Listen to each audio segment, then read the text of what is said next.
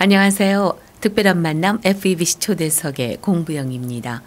세상 가운데서 빛과 소금의 역할을 잘 감당하고 있는 여러 분야의 전문가들, 사역자들, 그리고 믿음의 사람들을 모시고 함께 삶의 얘기, 그리고 또 신앙 얘기를 나누는 시간입니다.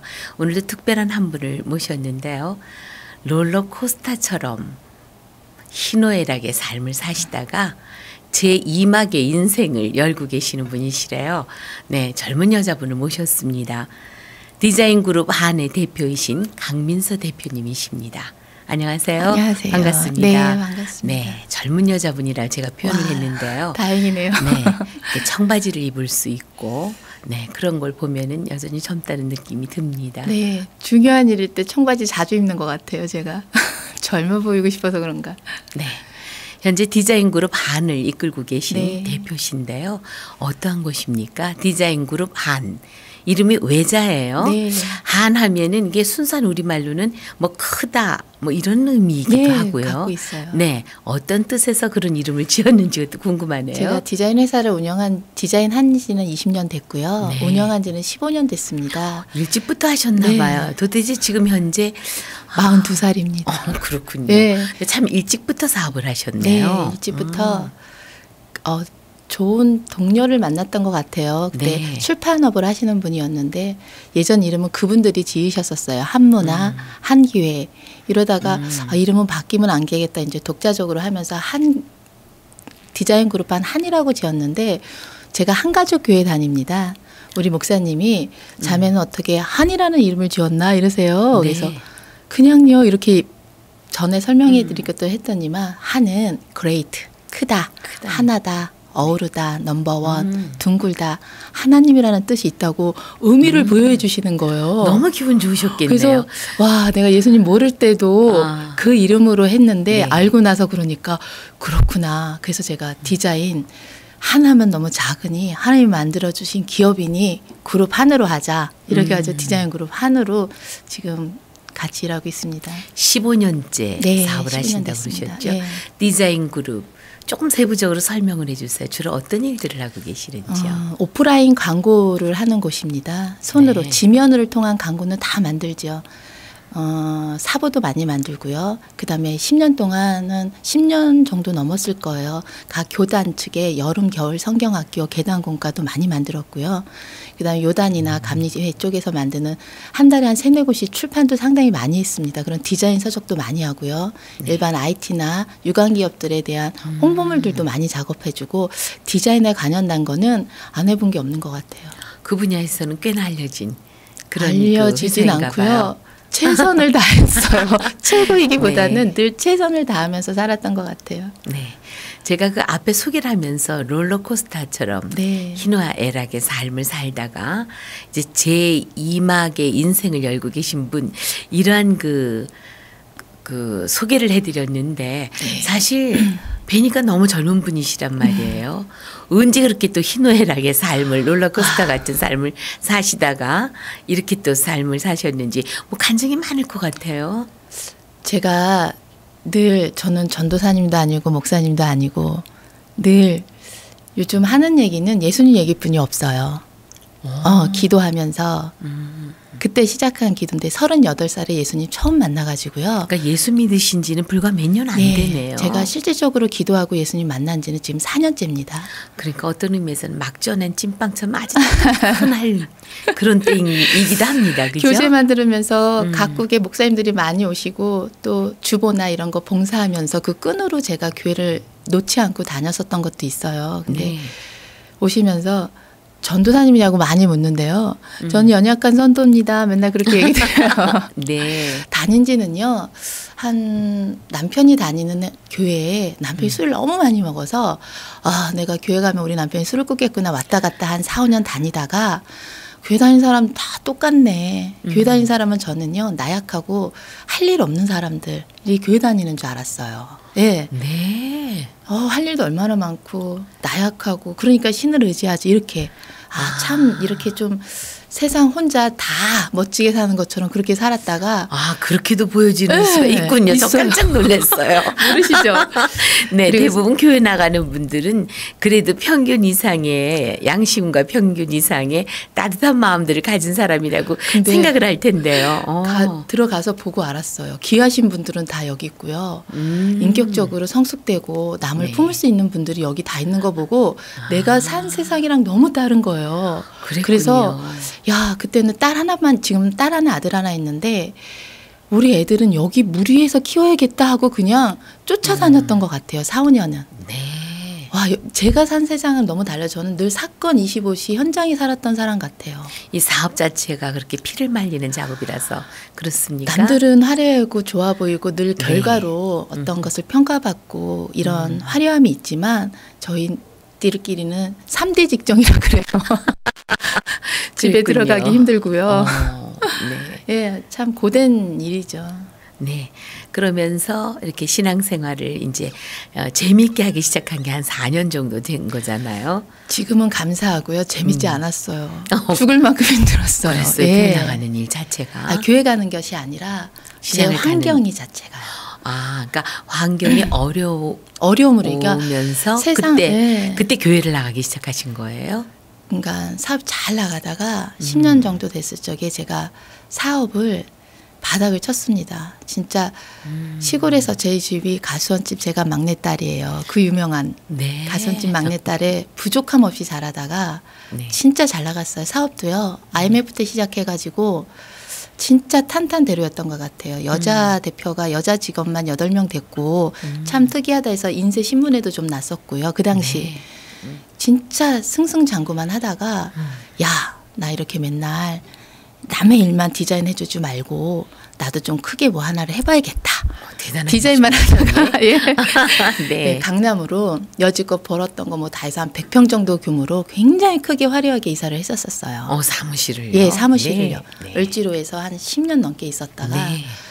그리고 이사를 가서 그때부터 나 우려들은 하시고 축하반 우려반 해주셨는데 난 이제 예수님도 믿고 왔다 갔다 하면서 믿고 있으니 난 잘 될 거야. 그리고 나 자신만만하셨구나. 그죠? 전 늘 자신만만했어요. 늘요. 근데 지금도 뵙기에 아주 자신감이 넘칩니다. 씩씩했어요, 네. 늘. 네. 예. 그리고 나서 강남 사무실 들어가서 여러 가지의 프로젝트 5개를 가져갔는데 기존 매출만도 유지가 가능했을 것 같았는데 이게 다 제 생각이었던 거죠. 그때부터 와 이건 아니구나 아는데 6개월이 걸렸어요. 그리고 얼른 수습하고 나오는데 6개월, 1년 가전 동안에 제가 전 재산 가졌던 걸 다 잃었습니다. 사기를 당한 거죠. 세상에나. 그러니까 디자인만 하다가 토끼가 영업을 한다고 세상에 나갔니 호랑이한테 그냥 딱 잡혀 먹었던 것 같아요. 네. 그러면 그게 사실 1년 만에 오는 아주 급격한 네. 변화 아니겠습니까? 자신만만했고 어려서부터 네. 조금도 그 부족함이 없이 자라다가 또 자신감을 갖고 그동안 번 거 다 투자하고 근데 번 거만 했겠어요. 또 집에서도 또 막 자폭했습니다. 가져왔겠죠. 그러진 네. 않고. 그랬는데 그렇게 일순간에 다 잃고 났을 때 그 평정심을 찾기도 참 힘들었을 것 같아요. 그 당시에. 와 그때요. 저는 사람이 지겨웠어요. 일도 지겨웠고 그 사무실을 정리하고 나오는 날이 제 생일이었고요. 어머나. 야, 나 이제 사업을 안 해야겠다. 짐 정리하면서 마음도 정리하고 있었죠. 급여는 밀려 있었고 예전에는 급여가 밀리면은 직원들한테 그랬어요. 다른 사업하시는 분들한테 디자인 급여 못 주면은 문 닫아야 되는 거 아니에요? 자기가 경험해보지 못하는 거를 참 아프게 서슴없이 얘기했었던 것 같아요. 네, 참 그렇죠. 네. 네, 자기가 겪어봐야 아는 거예요. 제가 겪어보니까 네, 한강으로 출근 2, 3개월 했고요. 너무 미안하고 한강으로? 예. 어떻게 해요? 그냥 직원들한테 미안하고 죽을 수는 없고 네. 그 답답한 마음을 거기에 앉아서 차에서 많이 그냥 주여하고 소리를 지르면서 마음을 달랬던 것 막 같아요. 울고 네, 차 안에서, 차 안에서 그 흐르는 강물 바라다 보면서 아우 세상에. 그 마지막 나오는 날 직원들이 급여도 밀려 있는데 자기들 적금 보험 하러가면서 차비를 나눠 쓰면서 회사를 지키고 있었더라고요. 파티를 열어주더라고요. 그래서 그때 처음 직원들 앞에서 울면서 제가 다짐을 했어요. 미안하다. 난 사실 회사를 접으려고 했는데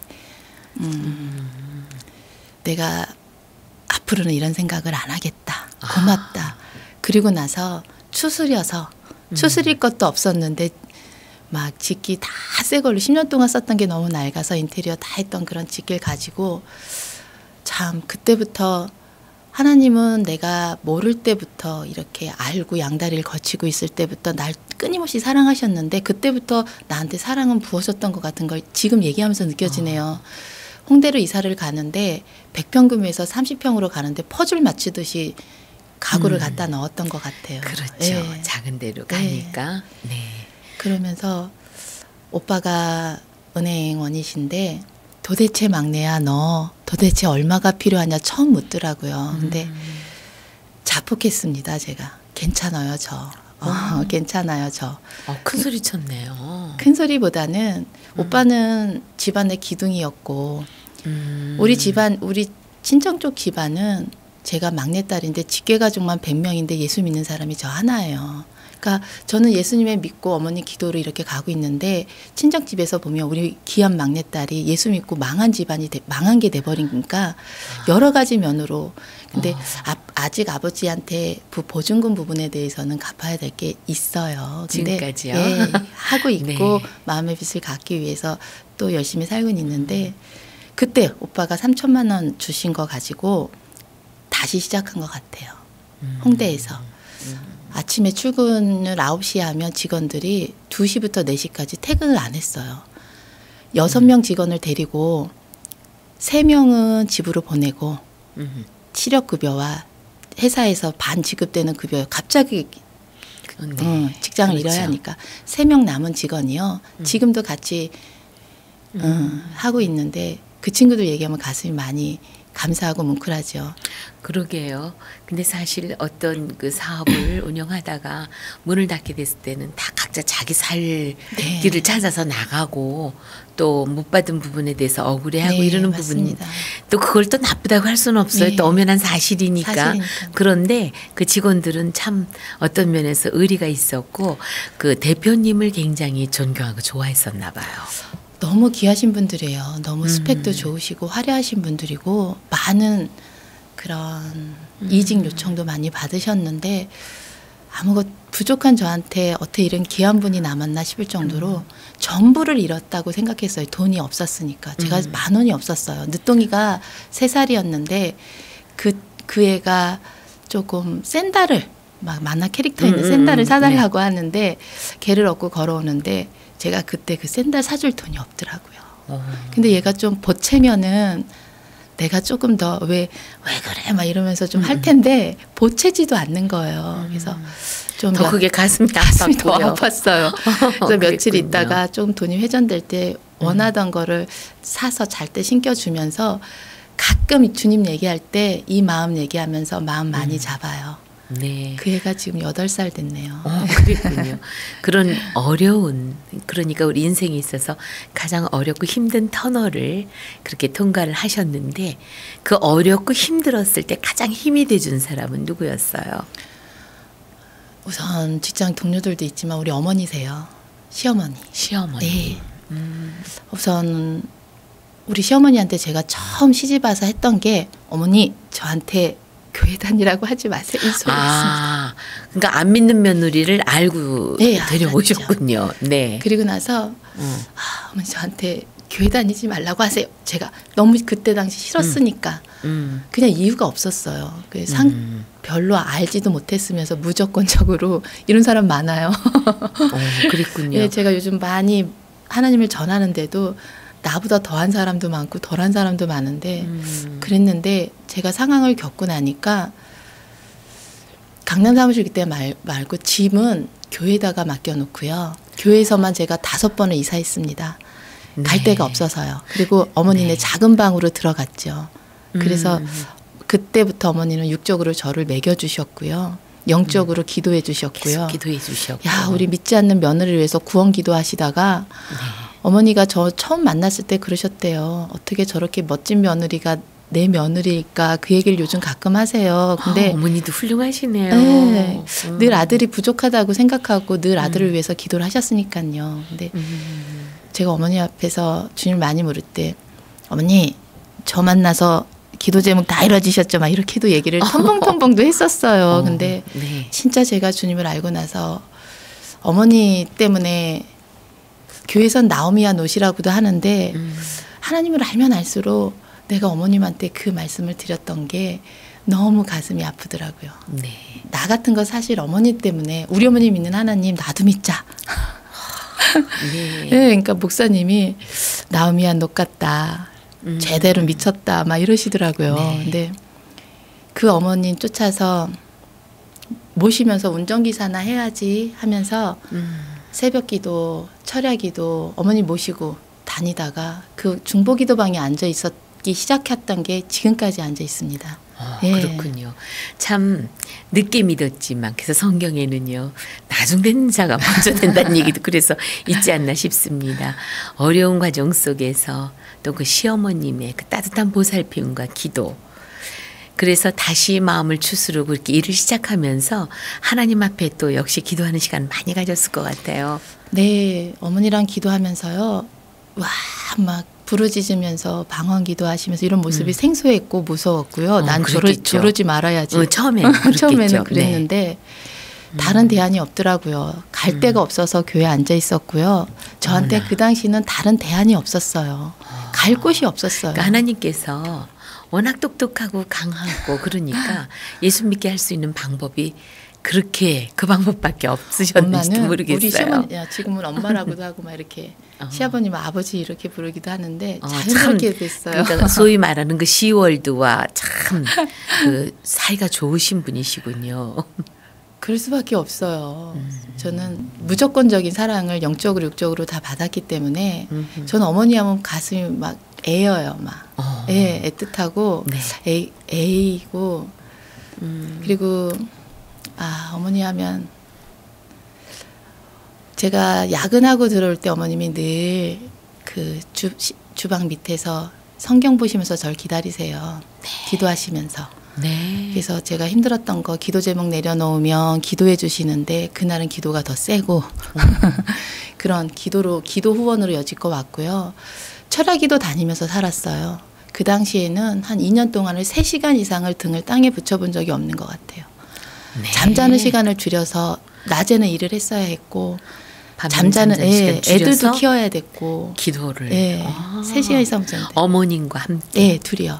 네. 집이 구루동이었고 교회는 판교 한가족 교회였으니까 1시간 거리인데요. 그렇겠네요. 12시에도 뛰어나갔고요.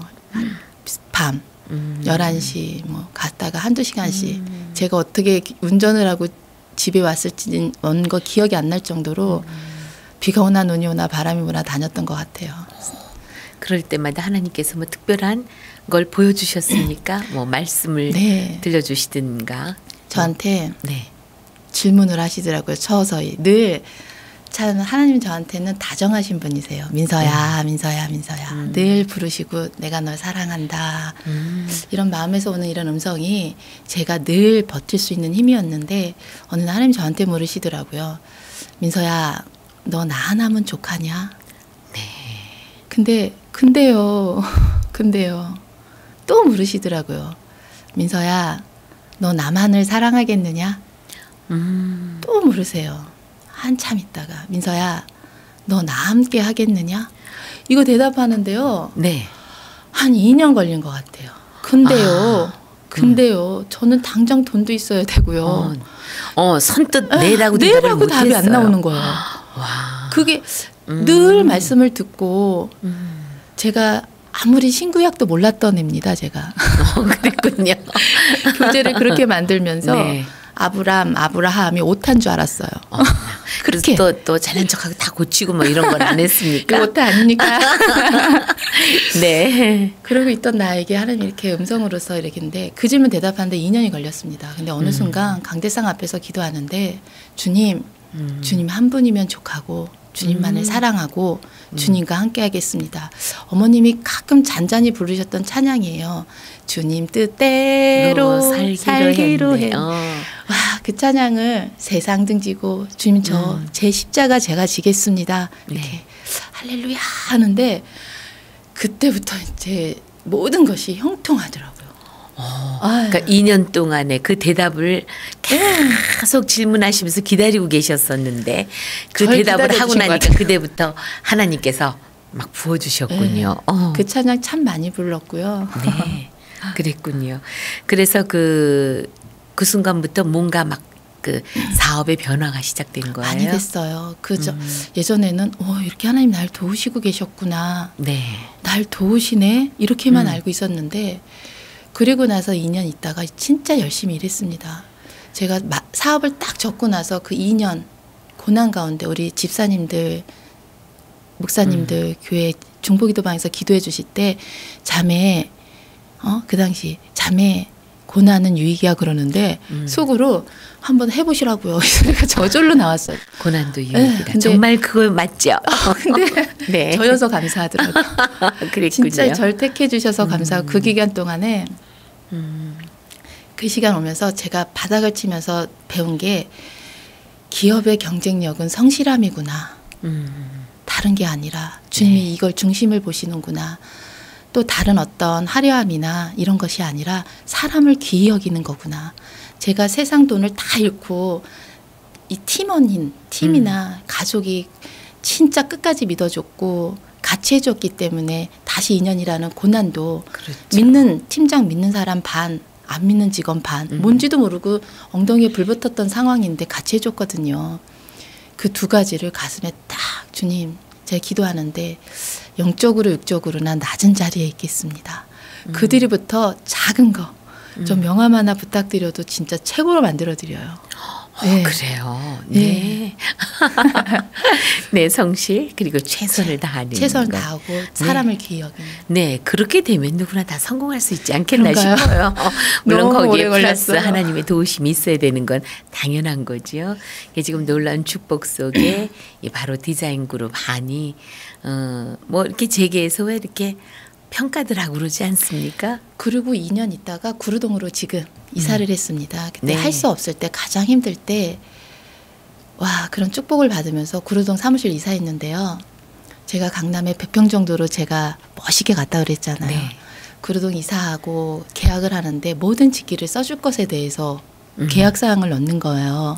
근데 직기가 너무 최고였고요. 인테리어가 제가 했었던 것보다 바닥까지 완벽했어요. 거기도 그런 디자인하는 회사였었나 보죠?